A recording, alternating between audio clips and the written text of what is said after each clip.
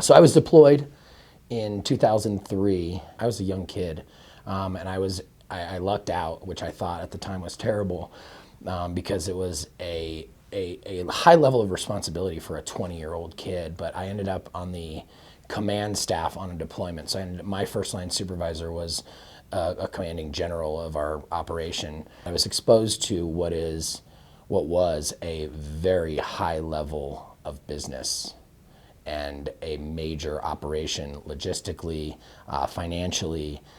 Here I was as a young kid sitting in these high-level meetings. When I came home, I realized that I had an entirely different perspective of the world than all the other 21-year-olds that I was around. And then once I realized, once I got into the business world, I was like, oh, this is small compared to what I understood. And it's always just been something that is kind of in my DNA, entrepreneurship.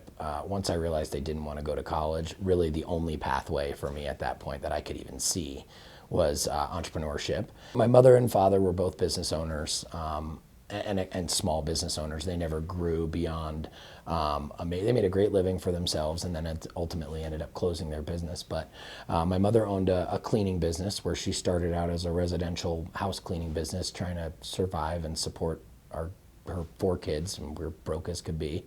And my father owned a small moving company called Four Sons Moving, and you guessed it, me and my 3 brothers were moving furniture our whole lives. So, and then I grew up and got into the construction business.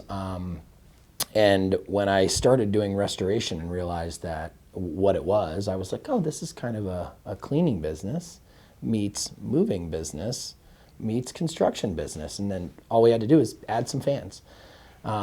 So we added air movers and dehues to what I pretty much knew. So it was a natural fit. And my initial plan was to buy the business, give it a facelift, and just sell it once we were done, because we were planning on just being stationed there for a year and then requesting a reassignment back to where her mother was.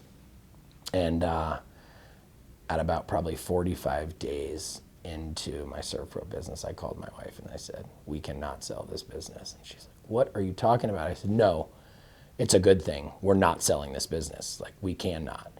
And here we are, 6 years and 8 licenses later. We didn't sell the business.